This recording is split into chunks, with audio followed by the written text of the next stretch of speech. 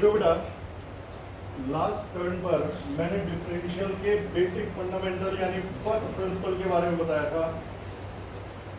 उस दिन मैंने ये कहा था कि सबसे ज्यादा जो यूज होंगे d by D x of x square is equal to 2x, D by D x of x is equal to 1 और D by D x of constant is equal to 0। बाकी और भी फॉर्मूले हैं, लेकिन बात यह है क्लास 11th में सबसे ज्यादा यूज इन तीन का है। तो प्रूफ इन तीन के करेंगे, बाकी फॉर्मूले में लिखवा दूंगा। क्योंकि देख उस दिन मैंने क्या बोला था, मैंने कहा था कि देख एग्जाम में डेरिवेशन नहीं आएगा, ये मैथ्स 12th मैथ्स का टॉपिक है। 11th के एग्जाम में इनका यूज आएगा, यूज मैं सब सिखा दूंगा। तो प्रूफ करेंगे हम इन तीन के, जिसमें से इसका प्रूफ हो चुका है। इन दोनों के छोटे छोटे से प्रूफ अभी करवाता हूं। जो बेटा हमारा अगला है टू प्रूव। अच्छा ये बताओ D by D x of x square समझ में आ गया था? शुरू में क्या किया था? Let Y is equal to, फिर Y plus delta Y is equal to, बिल्कुल वैसा ही प्रूफ है। पता है सारे प्रूफ एक जैसे है। To prove d by D x of x is equal to 1। इसे पता है पढ़ने का भी तरीका होता है, वो भी बता दो। हम लोग जल्दी में बोल देते हैं d by D x of x, लेकिन असलियत में ये नहीं होता। पढ़ा जाता है differential of x with respect to x। क्या पढ़ा जाएगा? पहला डी कहलाता है डिफरेंशियल ऑफ x, नीचे वाला डी कहलाता है विद रेस्पेक्ट टू x। तो इसे पढ़ना चाहिए differential of x with respect to x। अच्छा अब प्रूफ में let y is equal to x। देख बेटा पिछली बार यहाँ एक्स स्क्वायर था तो let y is equal to x square. आज यहाँ पर x है तो let y is equal to x, तो let y is equal to x। अब यदि आप x को थोड़ा सा बढ़ा दे x प्लस डेल्टा x, तो y भी बढ़ जाएगा y प्लस डेल्टा y।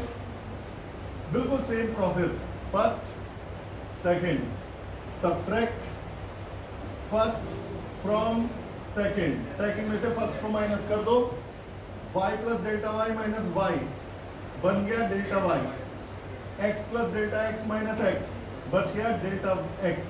तो मेरे पास आ गया delta y equal to delta x। अब आगे फर्स्ट प्रिंसिपल का फॉर्मूला। बेटा फर्स्ट प्रिंसिपल का फॉर्मूला क्या था? dy by D x is equal to delta y by delta x, limit delta x tends to 0। इसके बारे में ज्यादा बात करने की जरूरत नहीं है।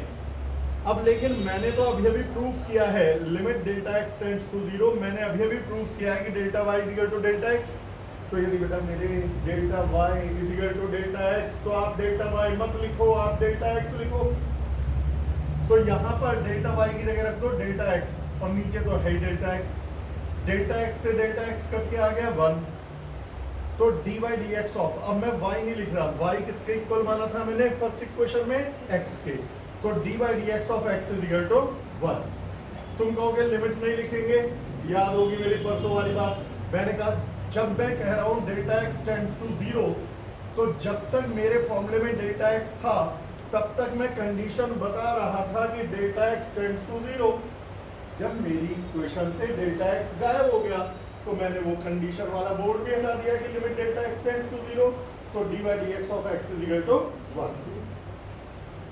जिसको आगे हम तो बेटा लेट, शुरुआत कहां से हुई? Let y is equal to y plus delta y is equal to, दोनों को सब्ट्रैक्ट करा तो delta y is equal to, और फिर फर्स्ट प्रिंसिपल का फॉर्मूला लगा दिया, डेल्टा y को डेल्टा x रख दिया, कट के बना गया, और यही आंसर है।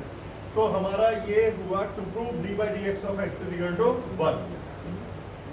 अब इसके बाद तीसरा और last proof, to prove d by D x of constant is equal to 0। D by D x of constant is equal to 0। तो मेरे बेटा आप देखिए proof, let y is equal to constant, let y is equal to constant. तो y plus delta y is equal to, आप बोलो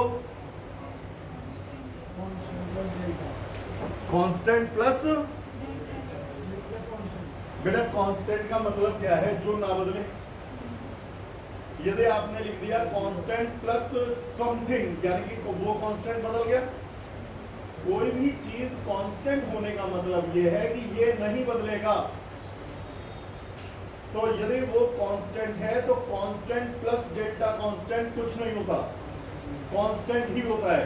तो बेटा let y equal to constant, तो y plus delta y equal to constant. Subtract first from second, second में से first को minus कर दो तो y plus delta y minus y delta y, constant minus constant zero.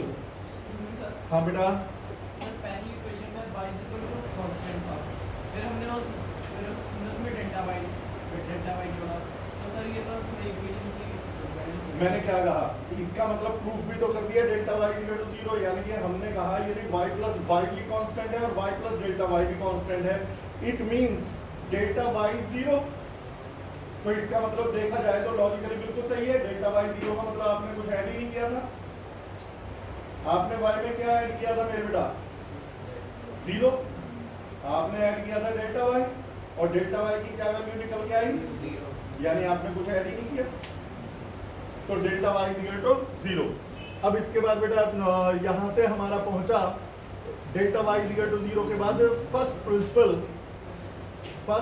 Principal dy by dx is equal to delta y upon delta x, limit delta x tends to zero. अब आप last step लिखने जा रहे हैं, y को तो लिख दो कांस्टेंट और डेल्टा y को रख दो जीरो। अच्छा, यदि आपने डेल्टा y को जीरो रख दिया तो zero upon delta x will be zero, तो answer is going to be zero. तो यानी कि ये हमारा आ गया जीरो। जिसको समझ में आ गया हाथ उठा दो, कोई झूठ तो नहीं बोल रहा ना। अब मेरे कौन कौन से फॉर्मूले तैयार हुए देख, पिछले 2 दिन से आपको इसके फॉर्मूले बताने लग रहा हूं। कौन कौन से फॉर्मूले तैयार हुए और उसका यूज क्या होगा। हमने प्रूफ कर दिया d by D x of constant is equal to zero, d by D x of x is equal to 1, d by D x of x square is equal to 2x। 3 proof हो चुके। मैं एक बार आपसे फिर पूछता हूं बेटा, dx, dy, dt, dh है क्या? तो जवाब है वेरी वेरी स्मॉल चेंज। इसलिए मैं बार बार बताता हूं कि आपके दिमाग में सेट हो जाए, फीड हो जाए कहीं ना कहीं। मैं पूछता हूं m क्या है? मास। dm क्या है? Very small change in mass. m क्या है बेटा? m क्या है? tm क्या है? यदि tm ने सुन लिया जहर खा लेगा। हम कह रहे हैं dm is very small change in mass. उसने बेचारे ने इतनी आधी जिंदगी रगड़ दी डीएम बनने में, हमने डीएम का मतलब ही बदल दिया। DM is very small change in mass, तो वो डीएम है वेरी। टी क्या है? टाइम। डीटी क्या है? एल क्या है? आप आए थे बेटा लास्ट टर्म पर। एल क्या है? लेंथ। डीएल क्या है? Very small change in length. तो जब कोई बहुत स्मॉल चेंज होता है तो उसमें डी लगा देते हैं। जैसे कल की मेरी हाइट और आज की हाइट में चेंज हुआ तो ना के बराबर होगा, तो वो DH है। अब ये फॉर्मूले पढ़ने का तरीका भी बता दिया मैंने। Differential of constant with respect to constant is zero. यदि लास्ट टर्न पर किसी का रह गया लेक्चर तो रिकॉर्डिंग मेरे से मांग लेना, पूरी रिकॉर्डिंग मैंने रख रखी है, आप जानते ही हो। और आज जो एब्सेंट है, मतलब यहाँ तो बेकार कह रहा हूँ, आज जो एब्सेंट है बेटा रिकॉर्डिंग मांग लेना मेरे से। लेकिन रिकॉर्डिंग पहुंच गई तभी तो देख रहे हो अभी। खैर चलो, ये हमारा आ गया। अब मैं आपको कुछ फॉर्मूले बता रहा हूं और उनका यूज बता रहे हैं मेरे बेटा। इसे पढ़ते क्या है एक बार सुन लो थोड़ी देर के लिए। कुछ फॉर्मूले दे रहा हूं, सारे नहीं, बस वो दूंगा जिनका यूज आज सबसे ज्यादा तो ये 3 यूज होंगे 11th में, और 5-7 और हैं जिनका यूज आ सकता है, तो उनकी लिस्ट बनवा रहा हूं मैं आपको। पढ़ने का तरीका सही बताऊंगा। डी बाई डी एक्स हम बोल देते हैं, हमें बोलना चाहिए differential of constant with respect to X is zero, differential of X with respect to X 1, differential of x square with respect to X 2x। D by D x of, असलियत में formula क्या है? D by D x of x की power n is equal to n x की power n-1। अब तुम मेरी एक राज की बात सुनना, असली फॉर्मूला ये है। मैं यदि कहूं बेटा D by D x of x raised power 4 क्या होगा? एक बात बता, x की पावर n का डिफरेंशियल क्या था? n पहले लिखा और x की पावर n माइनस 1। यदि x की पावर n का डिफरेंशियल था n, x की पावर 4 का डिफरेंशियल है 4, फिर x की पावर n माइनस 1 यानी x की पावर 4 माइनस 1 3। अभी समझ में आएगा D by D x of x raised power 5, D by D x of x raised power n क्या है? n। D by D x of x raised power 5 क्या है? 5। फिर इसके बाद x की पावर n माइनस 1, तो x की पावर 5 माइनस 1 यानी कि 4। अभी आप खुद बोलने लगोगे D by D x of x raised power 6 6x rest power 5, D by D x of x raised power 10 10x की पावर 9। अच्छा, जिसे ये याद है मैं कहूं D by D x of x raised power 3 D by D x of x square, जिसका proof भी किया था 2x की पावर 2 माइनस 1 यानी कि 1। ठीक बेटा, तो ये सारे हमारे पास आ चुके। इसे करने के बाद बेटा एक कुछ फॉर्मूले और हैं, जैसे d by D x of sine x is equal to cos x, D by D x of cos x is equal to minus sine x। पढ़ेंगे क्या? Differential of sine x with respect to x cos x, differential of cos x with respect to x minus sine x। अच्छा, अब मैं बोलता हूं दो एक फॉर्मूले और, D by D x of x square, जल्दी से बोल दो, अब तो पता चल गया होगा 2 बार, 2x, D by D Y of y square 2y, d by d z of z square 2z। यदि हम कहें d by D x of y square, कुछ नहीं, ये कुछ भी नहीं है, डजंट एग्जिस्ट। नीचे कुछ और ऊपर कुछ और, इसका कोई फॉर्मूला नहीं है। फॉर्मूले तभी होते हैं जब ऊपर नीचे एक ही क्रम हो। मैं इनमें से देख करके बता, D by D x of x rays power 7, यही पक्का कराऊंगा, घर जाके देखना मत। मैं कह रहा हूं घर जाके देखना मत, यही पक्का हो जाएगा। आज एक तरह से सेकंड लास्ट टॉपिक समझो डिफरेंशियल का। D by D x of x की पावर 7, जल्दी बोलो। D by D Y of y raise power 7, d by D T of t raise power 7, d by D T of t raise power 7 होगा। समझ में आ गया? अच्छा, अब बेटा कभी कभी आता है इफ मतलब D by D T of 3t square plus 4t minus 10, इसको सॉल्व करो।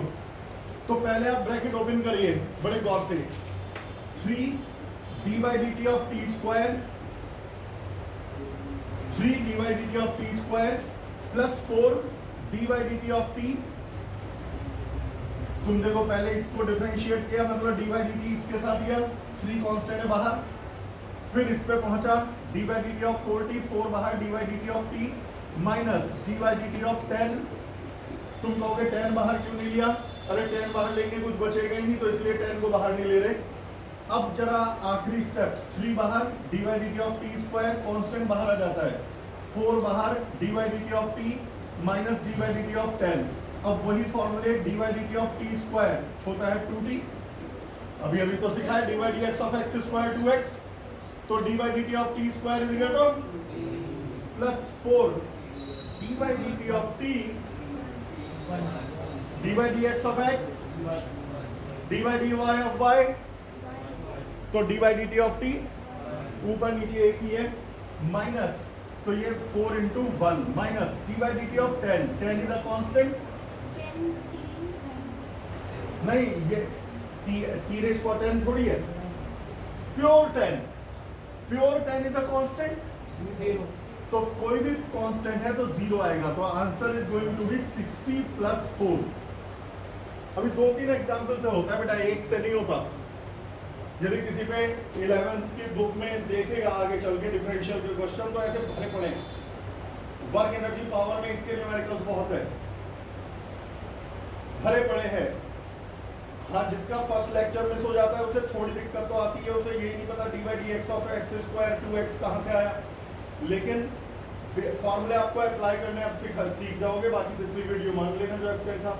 मेरे बेटा अगला d by D x of 4x raise power 7 plus 3x square plus 2, जरा इसे थोड़ी कोशिश करो सिंप्लीफाई कराने की।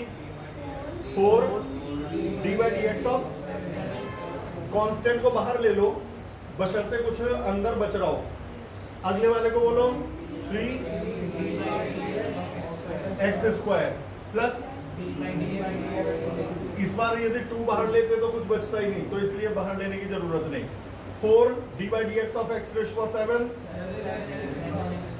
Plus 3 D by D x of x square और D by D x of constant, तो हमारे पास आ गया 28x raise power 6 plus 6x और 0 तो खत्म। This is the answer, this is the answer. अब आप कहोगे इस पे क्वेश्चन कैसे बनता है। मैं बेटा लास्ट ईयर का जेई का ही क्वेश्चन दे रहा हूँ। देखो 11th में तो स्कूलों में बदलते रहते हैं, जेई का तो एक स्टैंडर्ड होता है। उन्होंने कहा पहले 2 फॉर्मूले बता दूं, 2-3 फॉर्मूले, गौर से सुन। वेलोसिटी का फॉर्मूला होता है, सुनो, पिन ड्रॉप साइलेंस। एक बात बताइए, मैं मूव कर रहा हूं, मैं 3 घंटे में पता चला 3 घंटे में 3 किलोमीटर चला गया, 2 घंटे में 2 किलोमीटर चला गया। यदि मैं ज्यादा टाइम तक चलूंगा तो बहुत दूर निकल जाऊंगा। अब यदि मैं चला 1 माइक्रोसेकंड, अभी भी ज्यादा हो गया, 1 माइक्रोसेकंड, तो बहुत ज्यादा दूर चलूंगा या बहुत कम दूर चलूंगा। तो कोई पर्सन dt टाइम में ds डिस्टेंस चला गया, dt क्या था, वेरी स्मॉल टाइम, ds क्या था, वेरी स्मॉल डिस्प्लेसमेंट। फिर से what is dt, what is ds। तो मैंने डिवाइड कर दिया वेरी स्मॉल डिस्प्लेसमेंट को वेरी स्मॉल टाइम से, और डिस्प्लेसमेंट अपॉन टाइम होता है वेलोसिटी, तो वेलोसिटी का फॉर्मूला है ds बाई dt। लेकिन कई बच्चे कहते हैं जब डिस्प्लेसमेंट भी स्मॉल है, टाइम भी स्मॉल है, तो वेलोसिटी भी स्मॉल आनी चाहिए। स्मॉल क्वांटिटी को स्मॉल क्वांटिटी से डिवाइड करोगे तो स्मॉल क्वांटिटी आंसर आना चाहिए, ऐसा नहीं है। मान लो डिस्प्लेसमेंट है 0.00001 metre, very small displacement. Time है 0.000000001 सेकेंड, स्मॉल है। डिस्प्लेसमेंट बहुत छोटा है तो ds, टाइम बहुत छोटा है तो dt। लेकिन इन्हें डिवाइड करके देखो, क्या वेलोसिटी भी बहुत छोटी है। ऊपर है 10 रेज़ पावर -6, नीचे है 10 raise power 2 4 6 8 9, 10 raise power -9 divide करके आता है 1000। मतलब numerator is small, denominator is small, it doesn't mean कि division will be small. Divide करके स्मॉल आना जरूरी नहीं। तो डिस्प्लेसमेंट यदि बहुत स्मॉल हो, टाइम भी बहुत स्मॉल हो, तो डिस्प्लेसमेंट को टाइम से डिवाइड करके वेलोसिटी भी बहुत स्मॉल हो, ऐसा कोई जरूरी नहीं होता। तो क्योंकि वेलोसिटी स्मॉल होना कंपलसरी नहीं है, तो हम डीवी नहीं लिखेंगे।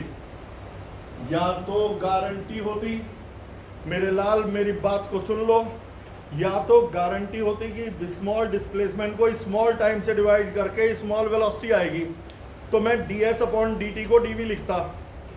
लेकिन मैंने खुद एक एग्जाम्पल से प्रूव कर दिया कि स्मॉल क्वांटिटी का डिवीजन स्मॉल होना कंपलसरी नहीं है।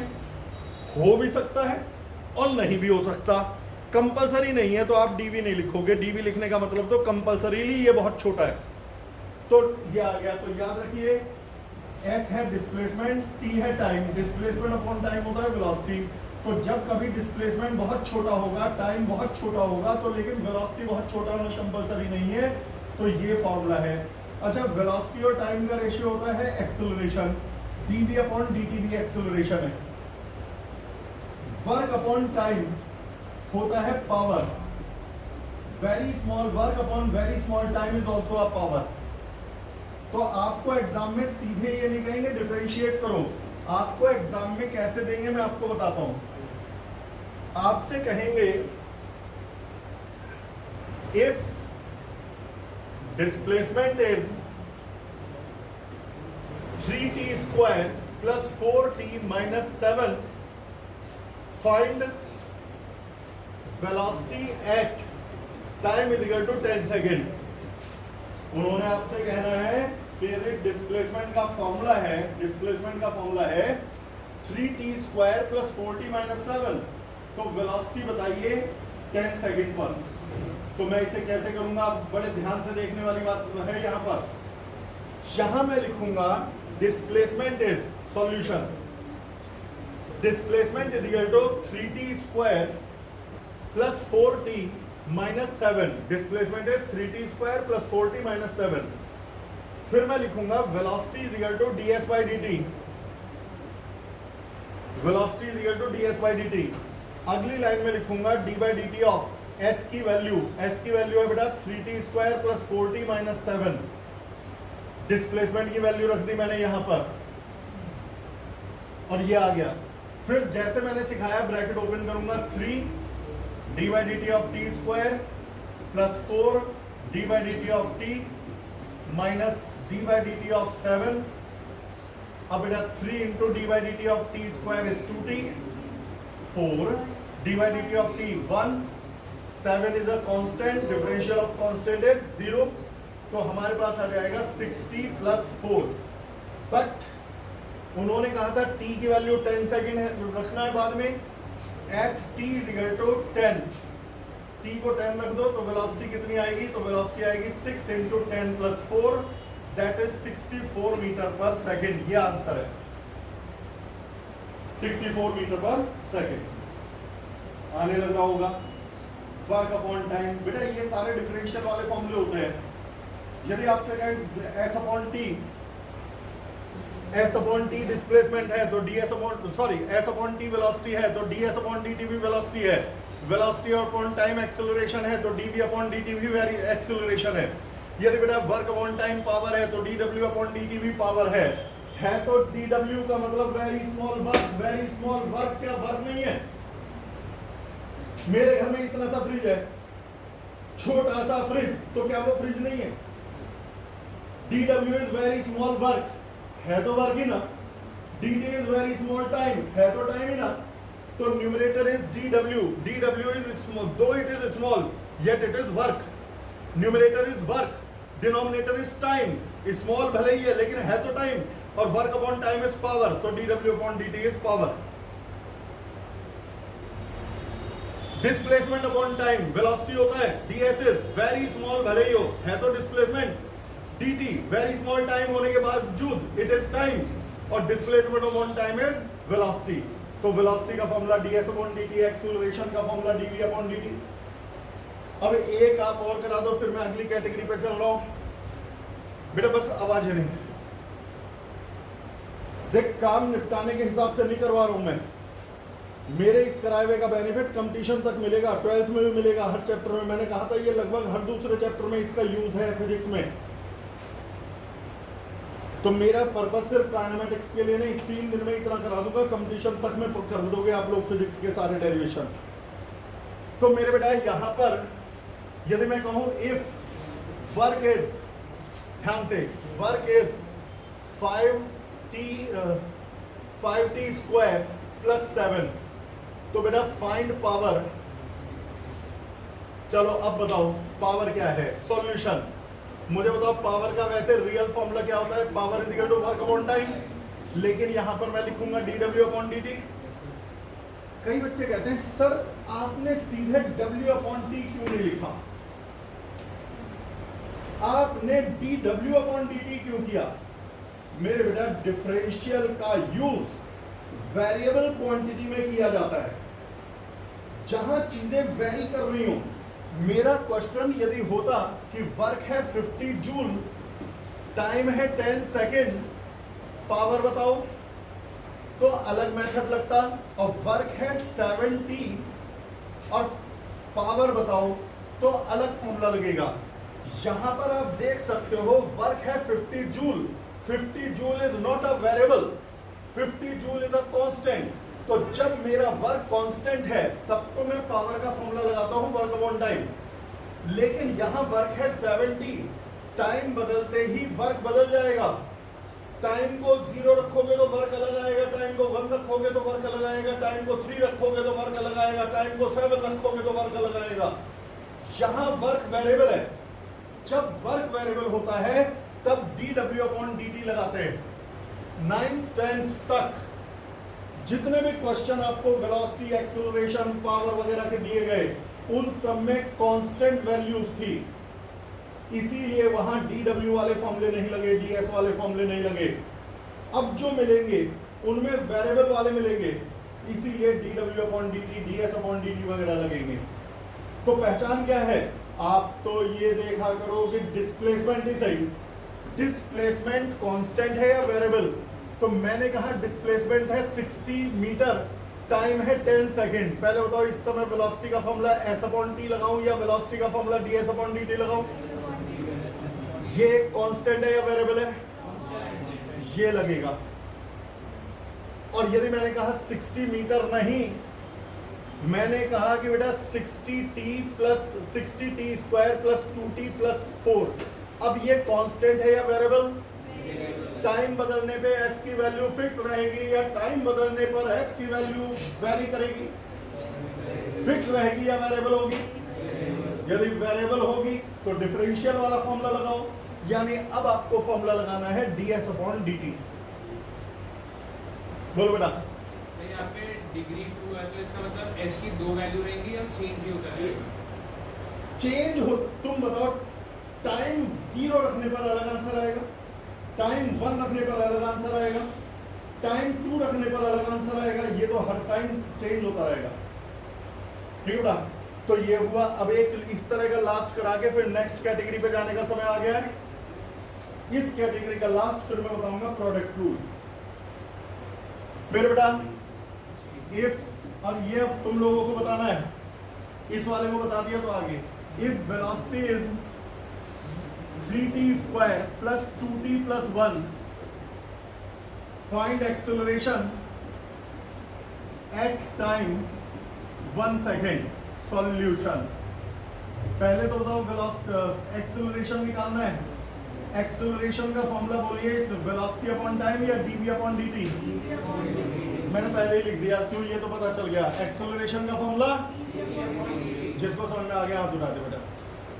एक्सेलरेशन का फॉर्मूला dv/dt। v की वैल्यू यहां से पुट कर दीजिए,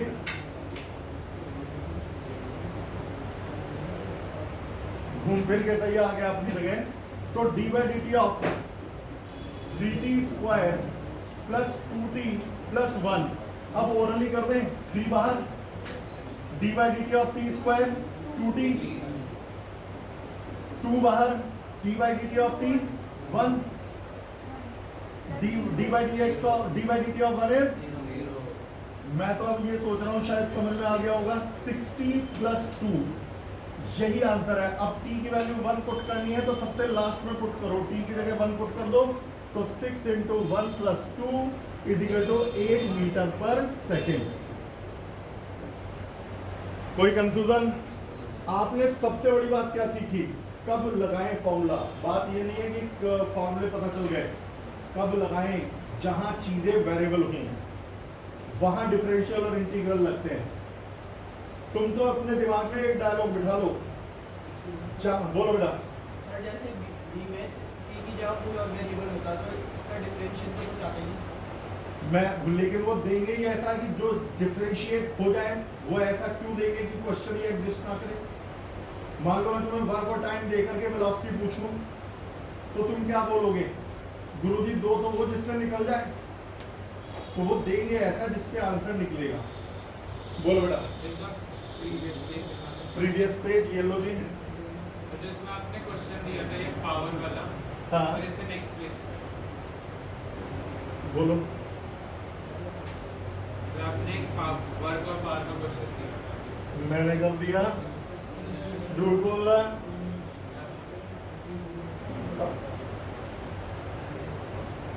चल वैसे ही पूछ ले कोई और। फिर आपने वर्क दिया था 5t² + 7, तो इसमें पावर बताई थी, तो उसमें देखो पहले बताओ, 5t वर्क दे दिया 5t² + 7, यानी वर्क टाइम डिपेंडेंट है, वेरिएबल है, टाइम बदलेगा वर्क बदलेगा, तो पावर का फॉर्मूला वर्क/टाइम मत लगा देना, गलत आएगा। सर तो इसमें आपने ये टाइम नहीं बताया किस टाइम पे निकालना, नहीं बताए तो टी में छोड़ दो, पावर का फॉर्मूला टी की टर्म में छोड़ के आ जाओ। यदि मैं टाइम ना बताऊं तो वेरिएबल में छोड़ दो। अब आता है प्रोडक्ट रूल।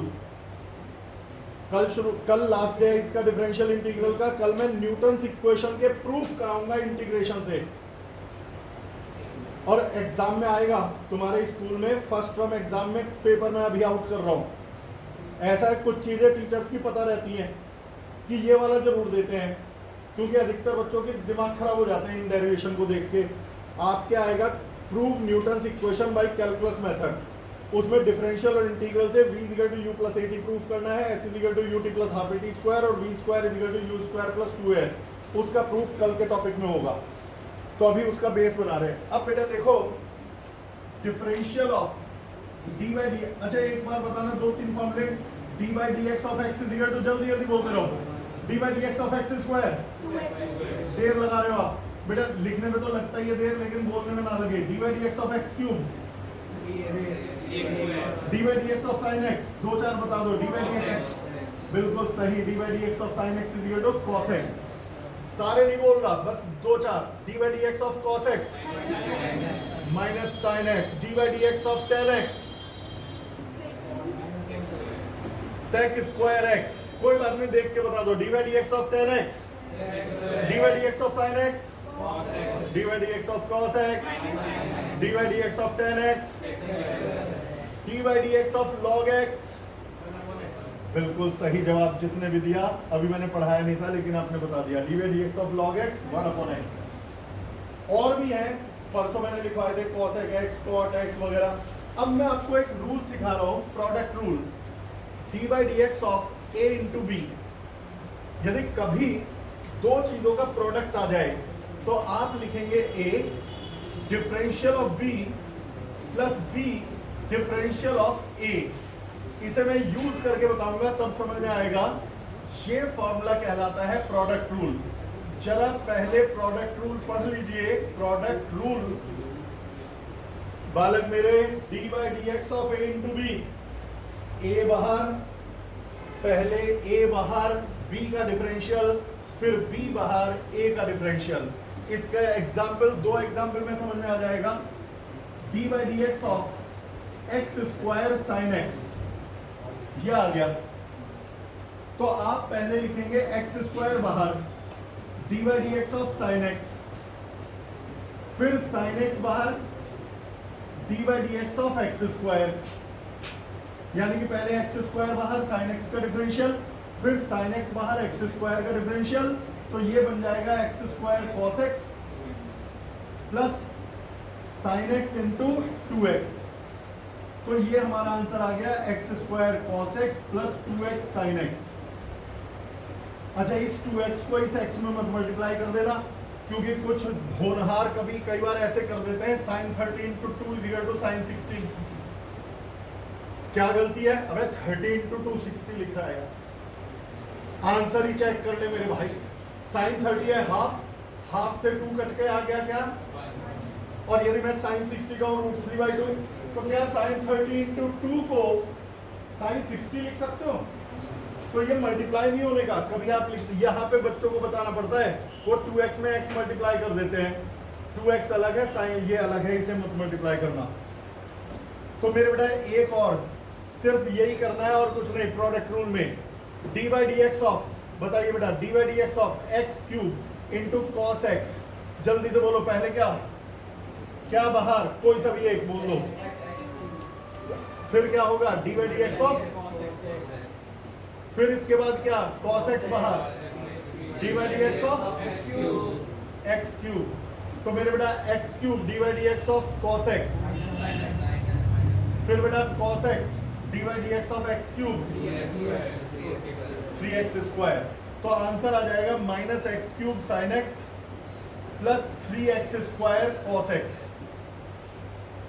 मुश्किल लग रहा है? यस सर, किसे लगा मुश्किल? और तुमने यस सर बोला, तो मैंने नहीं बोला। लेट अस कंसीडर कि तुम नहीं बोला है, किसी को तो टारगेट करना ही है। खैर किसी ने नहीं बोला होगा। तो पहले क्या करना है? एक बाहर दूसरे का डिफरेंशियल, दूसरा बाहर पहले का differential.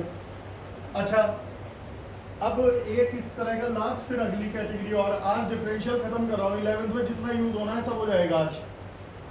D by D x of sine x into log x, इसे और फोड़ दो फटाफट और करो, बोलो चलो लॉग एक्स पहले ये लिख लो, कोई बात नहीं, d by D x of sine x plus बोलते रहो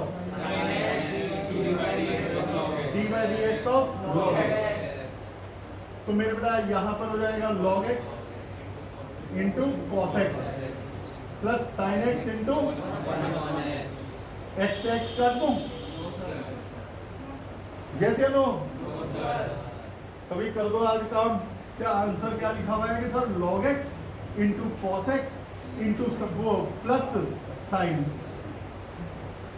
आगे क्या है कुछ नहीं, वो कट गया था सर, तो ज्यादा होशियारी नहीं। अच्छा एक और होता है, वो 11th में नहीं पूछा जाता, मैं पहले ही बता रहा हूँ, लेकिन अब जेई और नीट का जरा सा भी कोई सोचता है तो उसको बताना पड़ता है। 11th में तो मुझे नहीं याद आ रहा कभी कोई उस पर बेस्ड क्वेश्चन आया हो, फॉर्मूला कोई नया नहीं बताऊंगा, उसमें देते हैं तुम्हारे को D by D x of sine x square. गड़बड़ क्या है, ये प्रोडक्ट रूल नहीं है, लेकिन इसका कोई फॉर्मूला भी नहीं है। D by D x of sine x होता तो बता देता, D by D x of x square होता तो बता देता। अब ये तो साइन ऑफ एक्स स्क्वायर है, तो इसका तरीका देख लो, बहुत ही आसान है। आपको क्यों यदि मुझे लगता है कि 15-20 मिनट लगेंगे, आधा घंटा लगेगा, तो शायद मैं आज शुरू भी नहीं करता। हार्डली 4 से 5 मिनट कमांड, बस घर जा करके चाहो तो देख लेना, अदरवाइज जितनी मुझे जरूरत है उतना तो दिमाग में बचा रह जाएगा। मेरे बेटा लेट, अब देखो x square is equal to y, तसल्ली से 3 एग्जाम्पल पे फुल कमांड, तो D by D x of sine y बन गया। ये मैंने मान लिया कि एक्स स्क्वायर इज वाई, तो ये बन गया d by D x of sine y. अब लफड़ा यह है कि ऊपर वाई है नीचे एक्स है, यदि ये होता d by D x of sine x तो मेरे पे फॉर्मूला था, या होता d by D Y of sine y तो मेरे पे फॉर्मूला था। अब ये ऊपर तो है साइन वाई और नीचे है डी एक्स, इसका फॉर्मूला नहीं है, तो इसका तरीका है आप यूं पकड़ो और ऐसे खींच दो, यानी कि डी एक्स यहां और डी साइन वाई यहां, मैंने कुछ नहीं किया। अब क्या करो, डी वाई से डिवाइड और डी वाई से मल्टीप्लाई, यूं करके डी वाई से मल्टीप्लाई डी वाई से डिवाइड। अब बेटा अब तो इसका फॉर्मूला लग जाएगा, तो लेफ्ट में तो है d y by D x, इसे तो छेड़ा नहीं, d by D Y of sine y तो अब बता ही दोगे यार, डी कॉस वाई। अब वाई आपने किसे एज्यूम करा था, पुट कर दो, वाई एज्यूम करा था एक्स स्क्वायर को, तो D by D x of x square into cos X square, और D by D x of x square होता है 2x कॉस एक्स स्क्वायर, यही आंसर है। मैं नहीं कह रहा ये समझ में आया नहीं आया, नहीं आया भाड़ में जाओ, अगला समझो, 2-3 बार में आने दो। पहले वाला 2% तो घुसा होगा दिमाग में, 2% रहने दे, 2-3 एग्जाम्पल में कर लेंगे 100%। अगला d by D x of sine x square, कई बच्चे कहेंगे पिछला भी तो यही था ना, पिछला था साइन ऑफ एक्स स्क्वायर, अगला है साइन एक्स का होल स्क्वायर। लेट तसल्ली बख्श तरीके से let sine x is y put कर दो, तो ये बन गया d by D x of sine x है वाई, तो वाई स्क्वायर क्या बन गया। जब भी ऊपर नीचे अलग अलग हो, नीचे एक्स ऊपर वाई, यही होगा, इसे खींचतान कर दो, यानी कि डी एक्स अलग और डी वाई स्क्वायर अलग। फिर क्या किया था यदि याद आ रहा हो, divide and multiply by d y. अब बेटा d y by D x को तो अभी छुआ ही नहीं, d by D Y of y square ये वीडियो मैं भेज दूंगा पूरे ग्रुप में दोबारा रिवाइज करने को। आज शाम को जब भी टाइम मिले, ये लेक्चर रिकॉर्ड तो हो ही रहा है, ग्रुप में जाकर के खोल लेना। अच्छा ग्रुप में ना प्रोसेसिंग में इसमें कई बार ज़्यादा टाइम लग जाता है, तो मैं लिख के भेज देता हूँ कि 30 मिनट में प्ले हो जाएगी, लिंक पहले ही आ जाता है। तो ये आ गया। अच्छा d Y of y square 2y। अब y की वैल्यू पुट कर दो। y किसे एज्यूम करा था? sin x। तो d y d x of sine x into 2 sin x। अच्छा डी